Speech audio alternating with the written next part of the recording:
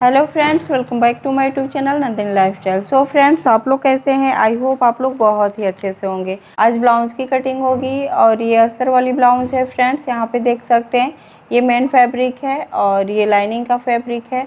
तो पहले हम लाइनिंग फैब्रिक पे ही कटिंग करेंगे। तो मेन फैब्रिक को हम साइड में कर देते हैं और जो लाइनिंग फैब्रिक है इसको किस तरीके से फोल्ड करते हैं चलिए फिर हम देख लेते हैं। तो सबसे पहले मेजरमेंट ले लेते हैं। जो भी ब्लाउज कटिंग करनी है, जिस नाप का कटिंग करनी है उसको किस तरीके से नापना होता है फ्रेंड्स, चलिए फिर एक बार हम देख लेते हैं।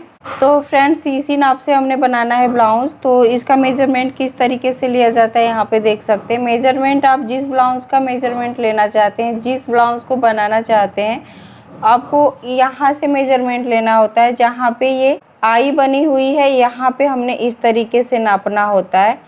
इस तरीके से मेजरमेंट लेना होता है फ्रेंड्स। तो यहाँ पे देख सकते हैं 7 + ½ इंच आ रहा है यहाँ से। और फिर इधर से भी एक बार हम नाप लेते हैं। इस तरीके से हमने नाप लेना होता है। आप चाहो तो इस तरीके से भी नाप ले सकते हो। लेंथ मेजरमेंट होता है फ्रेंड्स, इस तरीके से होता है। यहाँ से ये जो शोल्डर जॉइंट हुआ है यहाँ से हम मेजरमेंट करते हैं इस तरीके से। और यहाँ पे देख सकते हैं यहाँ पे 12 + ½ इंच आ रहा है इसका लेंथ। तो इस तरीके से हमने मेजरमेंट करना होता है। तो फ्रेंड्स, यहाँ पे चेस्ट और लेंथ का मेजरमेंट हो गया है। अब गले का मेजरमेंट करेंगे। कुछ इस तरीके से गले का मेजरमेंट होता है। जहाँ से शोल्डर जॉइंट है वहाँ से हमने इस तरीके से इंची टेप को रखना है। और यहाँ पे देख सकते हैं 6 इंच आ रहा है। तो यहाँ पे गला क्या करना है कि हमने ½ इंच जो इसमें दबा हुआ है शोल्डर ज्वाइंट करने में, ½ इंच रख करके हमने 6 + ½ इंच पे कटिंग करना होता है, जिससे हमारा ½ इंच ऊपर शोल्डर ज्वाइंट करने में चला जाता है। तो हमारा जो रेडी लेंथ रहेगा गले का 6 इंच ही रहेगा। तो फ्रेंड्स, अब हम मार्किंग करेंगे लाइनिंग फैब्रिक पे। तो लाइनिंग फैब्रिक को हमने चेस्ट के अकॉर्डिंग ही मेजरमेंट लेना होता है और इस तरीके से फोल्ड करना है। देख सकते हैं यहाँ पे जितना भी आपका चेस्ट है उसमें 2 इंच एक्स्ट्रा रख करके हमने फोल्ड करना होता है। तो यहाँ पे 7 + ½ इंच पे मार्किंग करनी है चेस्ट का, उसमें 2 इंच एक्स्ट्रा रखना है और इस तरीके से हम यहाँ पे मार्किंग कर लेंगे। और ये जो मार्किंग होता है ये बैक पार्ट के लिए होता है इस तरीके से, और दोनों पल्ला एक साथ ही निकालना है। तो इस तरीके से जब मार्किंग करेंगे, इस तरीके से आप कटिंग करेंगे तो एक साथ के दोनों पल्ले ही निकल जाते हैं, बैक और फ्रंट का। तो मैं इसी तरीके से कटिंग करती हूँ और ये कटिंग करना बहुत ही आसान लगता है। मैं इसी तरीके से कटिंग करती हूँ। यहाँ पे शोल्डर मैंने रखा हुआ है 5 इंच और इस तरीके से मार्किंग कर देनी है। जितना भी आपका लेंथ है उसमें 1 इंच एक्स्ट्रा करके हमने यहाँ पे लेंथ ले लेना होता है। तो यहाँ पे लेंथ था 12 + ½ इंच, यहाँ पे 13 + ½ इंच पे लेंथ मैंने मार्किंग किया हुआ है। अब इस तरीके से फोल्ड कर देना है और यहाँ पे देख सकते हैं ये कुछ इस तरीके से मैंने फोल्ड करके, और यहाँ पे देख सकते हैं यहाँ पे ये फ्रंट पार्ट का है और ये बैक पार्ट।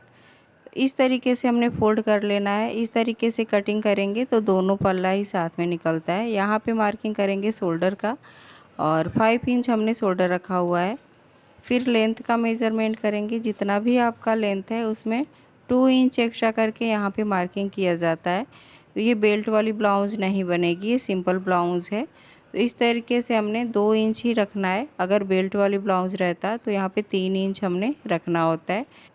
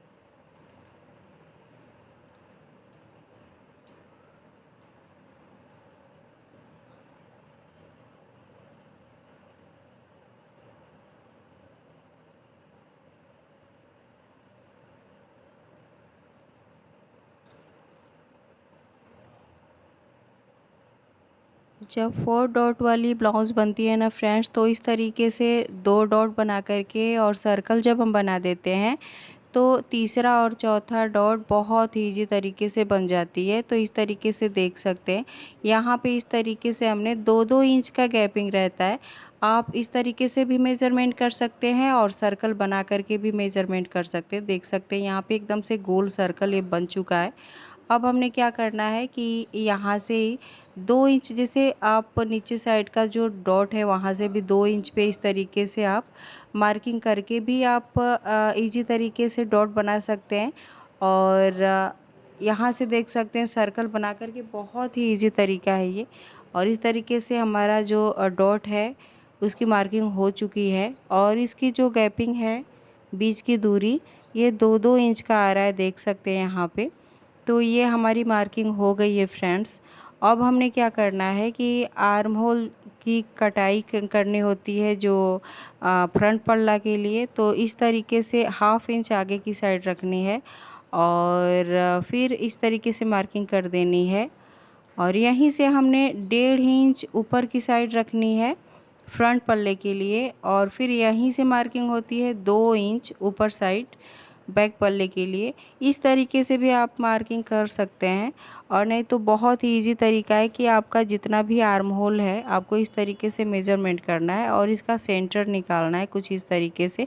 तो 5 इंच मैंने लिया हुआ है आर्म होल, तो यहाँ पे 2.5 इंच पे मार्किंग करके और इस तरीके से आप लाइन ड्रॉ कर सकते हैं। बहुत ही ईजी तरीका है, इस तरीके से भी कर सकते हैं।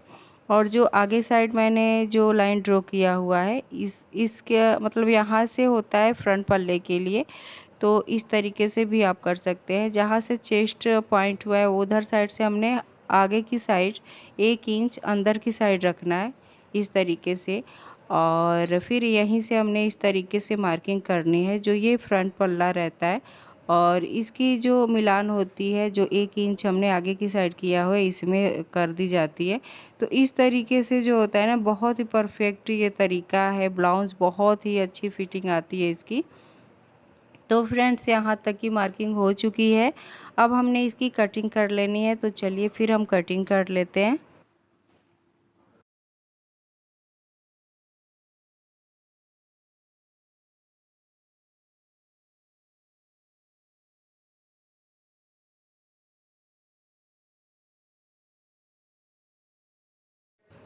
तो फ्रेंड्स यहाँ पे देख सकते हैं ये कटिंग हो चुकी है। अब हमने मेन फैब्रिक की कटिंग करनी है। तो जो भी कटिंग हुआ है इसको ही रख कर के मेन फैब्रिक की भी कटिंग की जाती है। तो आपको सबसे पहले क्या करना है कि जो मेन फैब्रिक है ना इसको सीधा और उल्टे का इस तरीके से निशान लगा लेना है। बहुत सारे ऐसे फैब्रिक होते हैं ना कि निशान पता भी नहीं चलता है कि जैसे कौन सा सीधा साइड है और कौन उल्टा है। तो पहले सबसे पहले इस तरीके से निशान लगा लेनी है और फिर हमने इसकी कटिंग करनी है। तो इस तरीके से फ्रंट पल्ले को रख करके और फिर हम कटिंग कर लेंगे फ्रंट पार्ट का। और थोड़ा सा हमने कपड़े को छोड़ करके कटिंग करनी है जिससे सिलाई करके फिर हम इसकी कटिंग करके निकाल देंगे। एक्स्ट्रा जो भी फैब्रिक रहेगा उसको कटिंग करके फिर निकाल देंगे। तो इस तरीके से फ्रंट और पल्ले की कटिंग कर लेंगे। तो चलिए फिर हम कटिंग कर लेते हैं।